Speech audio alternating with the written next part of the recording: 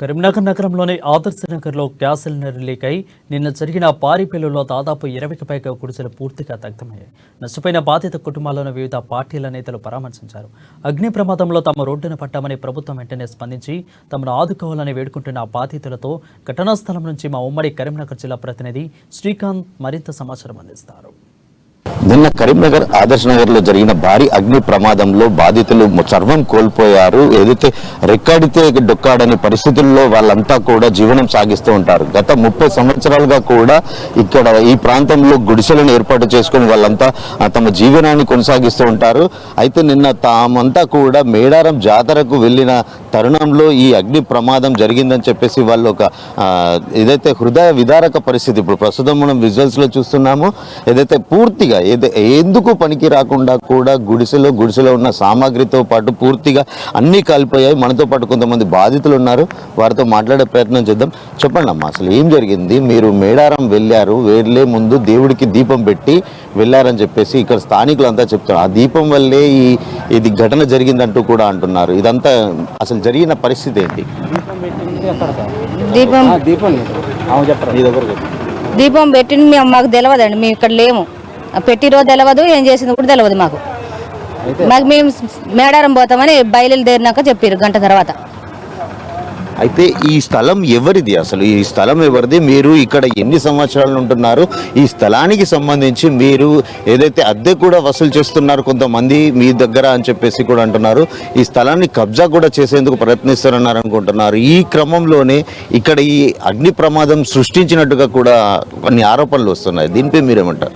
ఇది 27 సంవత్సరాల నుంచి ఇది కబ్జాలు ఉన్నాయి సార్. వీళ్ళు వచ్చి బెదిరిస్తారు.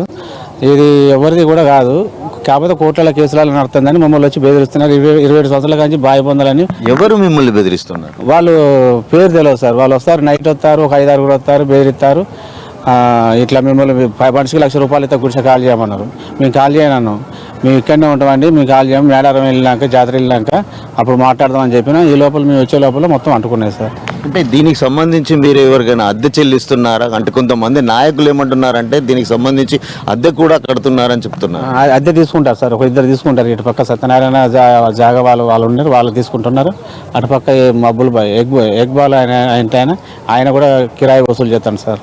ఇప్పుడు ఈ ప్రాంతానికి అంటే మీరు ఈ సర్వం కోల్పోయిన తర్వాత సంఘటనకు సంబంధించి ఈ జిల్లా ఎమ్మెల్యే కానీ, మంత్రి కానీ, బీజేపీ నాయకులు కానీ వీళ్ళంతా కూడా ఇక్కడికి వచ్చే సందర్శన వారు మీకు ఎలాంటి భరోసా ఇస్తున్నారు? పున్న ప్రభాకర్ గారు వచ్చిండు, మీకు ఇదే జాగాలో ఎక్కడైనా మీకు సూచిస్తే ఇదే జాగా కబ్జాలు అంటారుగా, దీన్ని పరిష్కరించి మీకు ఏదో ఒకటి ఇళ్ళనే చేస్తాం అని మాట హామీ ఇచ్చిండు సార్. స్థానిక ఎమ్మెల్యే కూడా ఎమ్మెల్యే గారు కూడా వచ్చారు. ఇంటికి మనిషికి ₹1,00,000 చెప్పిన్నాడు. వాళ్ళకి ఏదో ఇల్లులు డబుల్ బెడ్రూమ్ ఇల్లు ఉన్నాయి కదా, అవి మీకు ఇప్పిస్తామని మాట ఇచ్చింది సార్.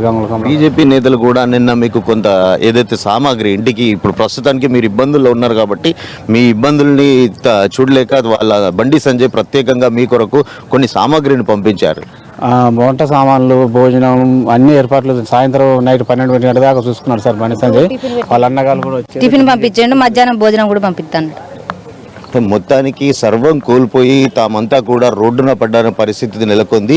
స్థానికంగా ఏదైతే నాయకులు పొన్నం ప్రభాకర్తో పాటు ఇటు బీజేపీ నేతలైతేనేమి, ఏదైతే ఎమ్మెల్యే గంగుల కమలాకర్ అయితేనేమి తమను ఆదుకోవాలంటూ కూడా వాళ్ళంతా నిర్మించాలని కూడా కోరుకుంటున్నారు. కెమెరా పర్సన్ అరుణ్తో శ్రీకాంత్, అమ్మా న్యూస్, కరీంనగర్.